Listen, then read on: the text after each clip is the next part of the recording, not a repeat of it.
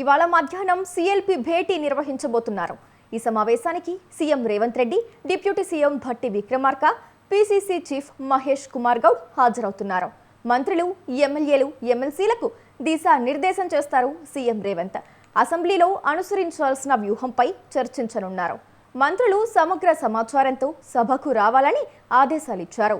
విపక్షాల విమర్శలను తిప్పికొట్టేందుకు ఆధారాలతో సిద్ధంగా ఉండాలని సూచించనున్నారు రేవంత్ రెడ్డి.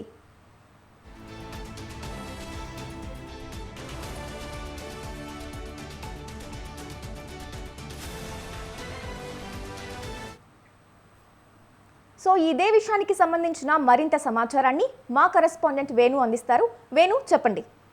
ముఖ్యమంత్రి రేవంత్ రెడ్డి అధ్యక్షతన మరి కాసేపట్లోనే అసెంబ్లీ కమిటీ హాల్లో సిఎల్పి సమావేశం జరగనుంది.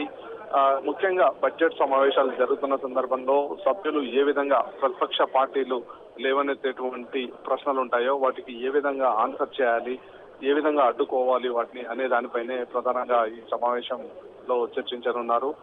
ముఖ్యంగా గత 14 నెలల్లో రాష్ట్ర ప్రభుత్వం ఏవైతే అచీవ్మెంట్స్ చేసిందో వాటన్నిటినీ కూడా సభా వేదికగా లెక్కలతో సహా ప్రజలకు వివరించే ప్రయత్నం చేయాలని చెప్పి రాష్ట్ర ప్రభుత్వం భావిస్తోంది.